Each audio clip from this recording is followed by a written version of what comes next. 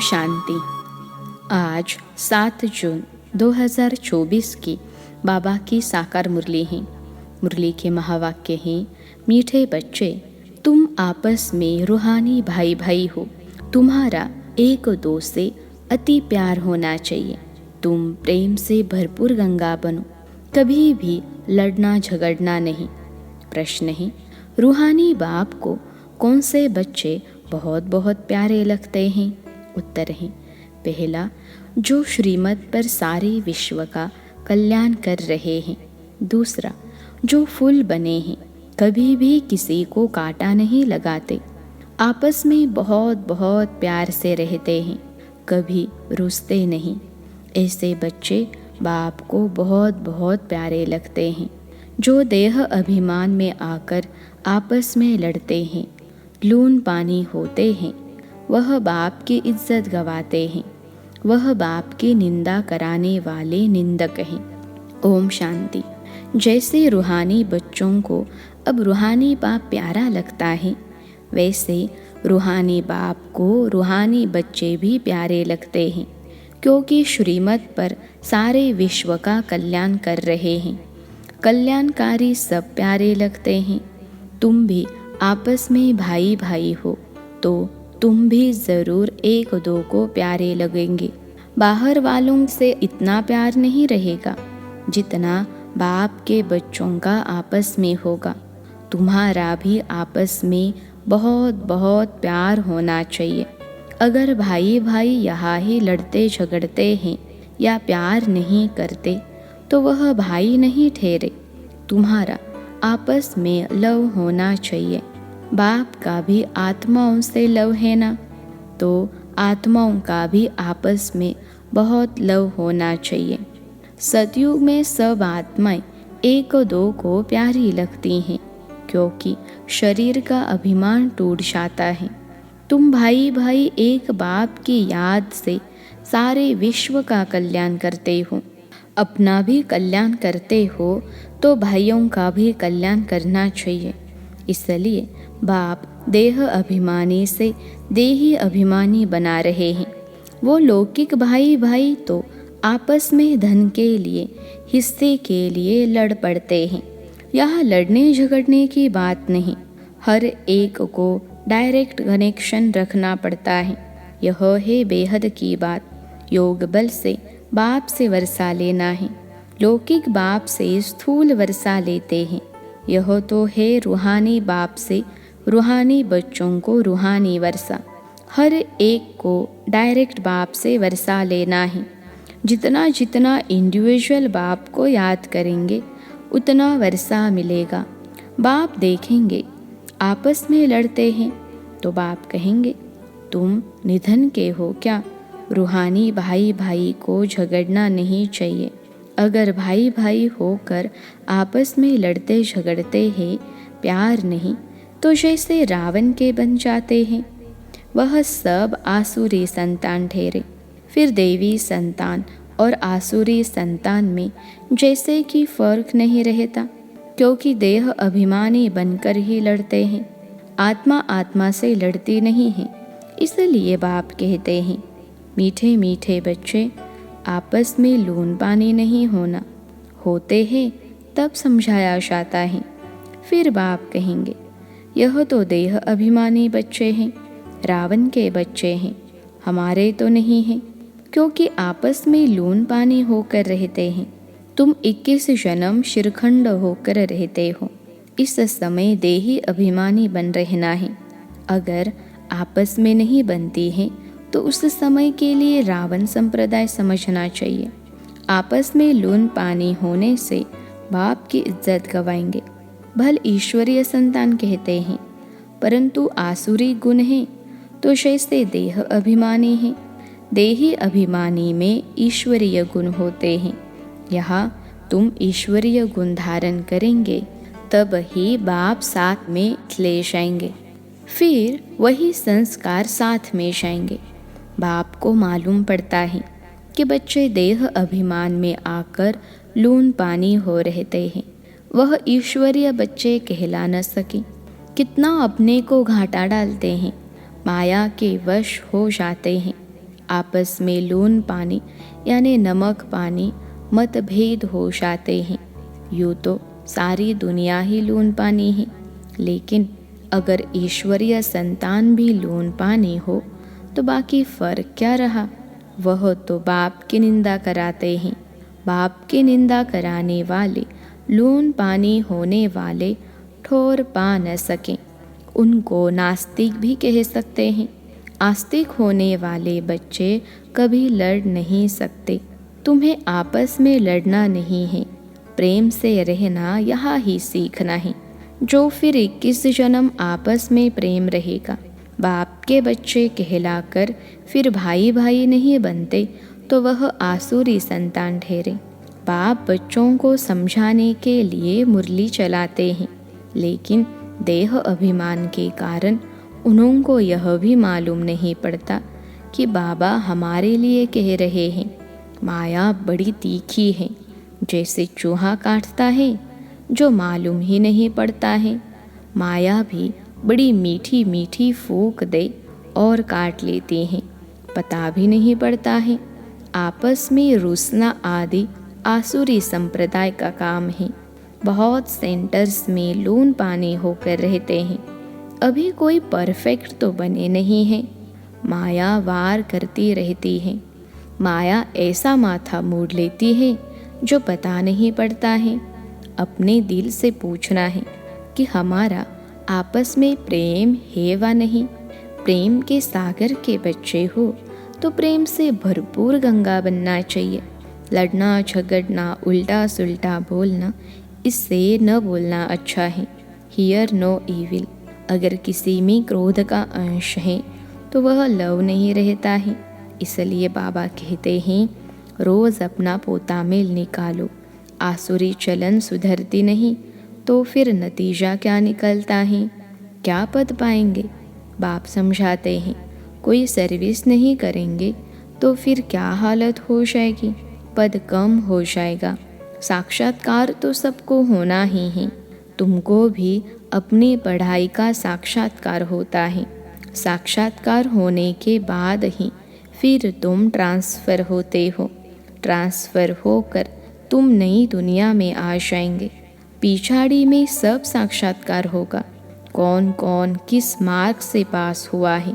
फिर रोएंगे, पीटेंगे, सजाएं भी खाएंगे, पछताएंगे। बाबा का कहना नहीं माना। बाबा ने तो बार बार समझाया है, कोई आसुरी गुण नहीं होना चाहिए। जिनमें दैवी गुण है उनको ऐसा आप समान बनाना चाहिए। बाप को याद करना तो बहुत सहज है।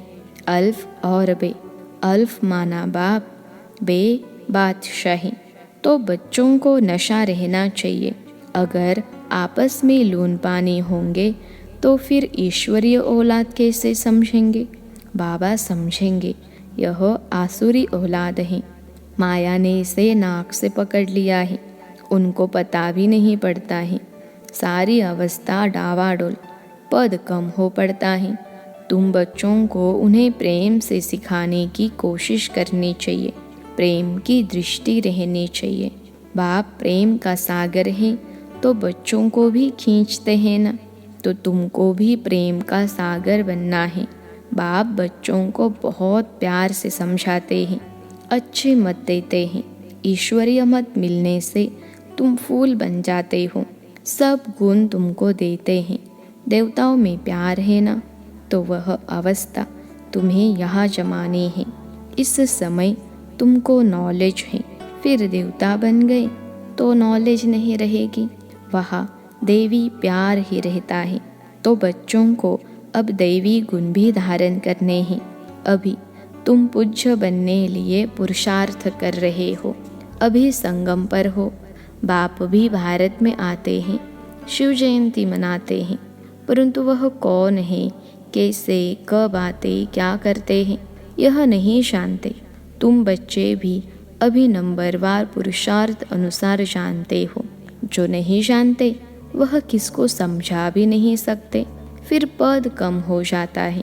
स्कूल में पढ़ने वालों में कोई की चलन खराब होती है तो कोई की सदैव अच्छी चलन रहती है।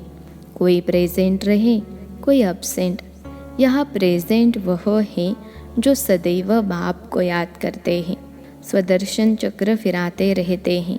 बाप कहते हैं, उठते बैठते तुम अपने को स्वदर्शन चक्रधारी समझो। भूलते हो तो अपसेंट हो जाते हो। जब सदैव प्रेजेंट होंगे तब ही ऊंच पद पाएंगे। भूल जाएंगे तो कम पद पाएंगे। बाप जानते हैं अभी टाइम पड़ा है। ऊंच पद पाने वालों की बुद्धि में यह चक्र फिरता होगा। कहा जाता है शिव बाबा की याद हो, मुख में ज्ञान अमृत हो, तब प्राण तन से निकले। अगर कोई चीज से प्रीत होगी तो अंत काल में वह याद आती रहेगी। खाने का लोभ होगा तो मरने के समय वह चीज ही याद आती रहेगी। यह खाओ फिर पद भ्रष्ट हो पड़ेगा। बाप तो कहते हैं स्वदर्शन चक्रधारी होकर मरो और कुछ भी याद न आए। बिगर कोई संबंध जैसे आत्मा आई है वैसे जाना है। लोभ भी कम नहीं। लोभ है तो पिछाड़ी समय वही याद आता रहेगा। नहीं मिला तो उसी आश में मर जाएंगे। इसलिए तुम बच्चों में लोभ आदि भी नहीं होना चाहिए। बाप समझाते तो बहुत हैं, परंतु समझने वाले कोई समझे। बाप की याद तो एकदम सीने से लगा दो।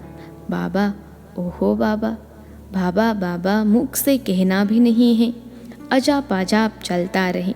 बाप की याद में कर्मातीत अवस्था में यह शरीर छूटे तब ऊंच पद पा सकते हो।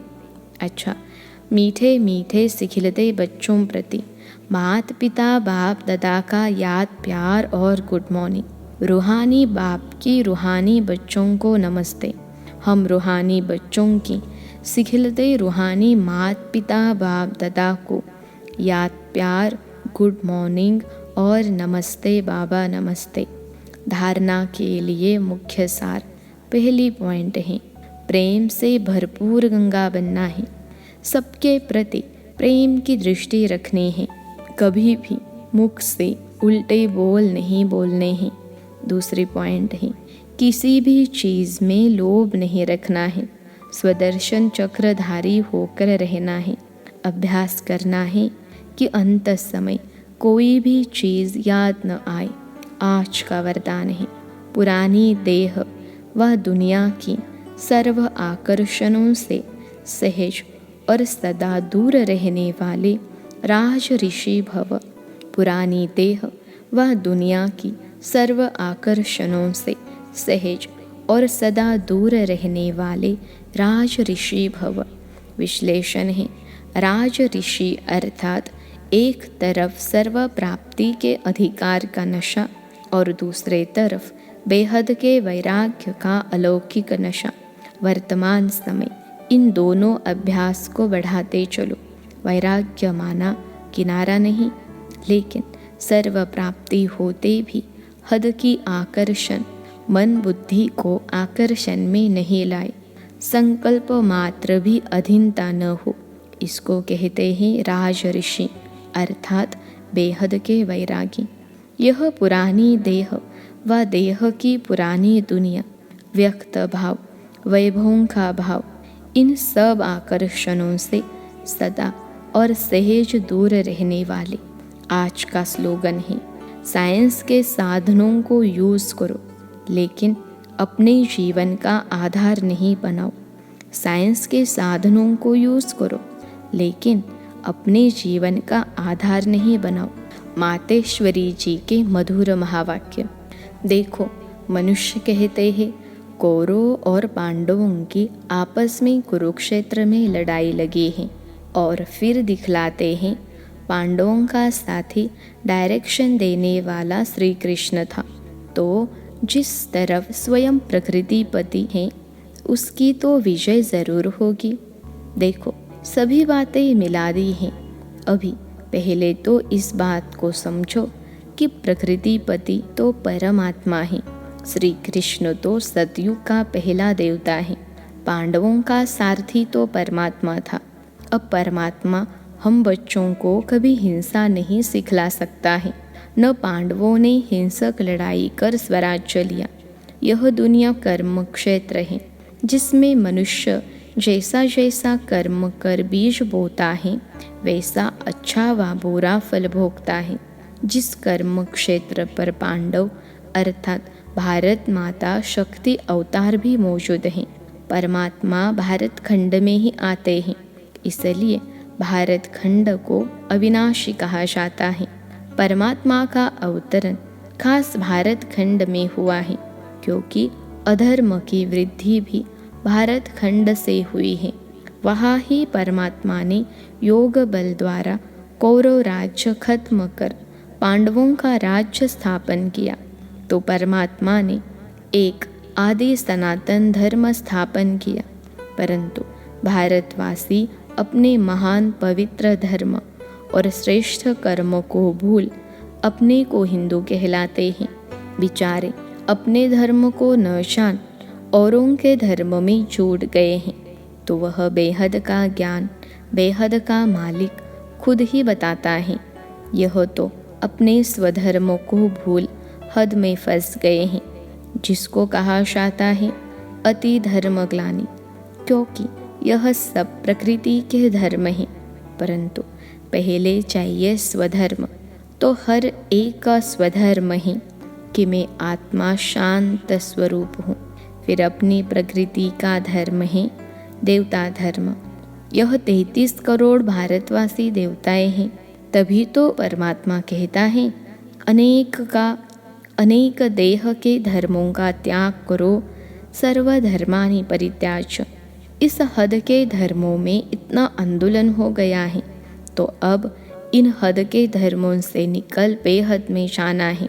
उस बेहद के बाप सर्वशक्तिवान परमात्मा के साथ योग लगाना है, तो सर्वशक्तिवान प्रकृतिपति परमात्मा है, न कि श्री कृष्ण। तो कल्प पहले भी जिस तरफ साक्षात प्रकृतिपति परमात्मा थे, उनकी विजय गाई हुई है। अच्छा, ओम शांति।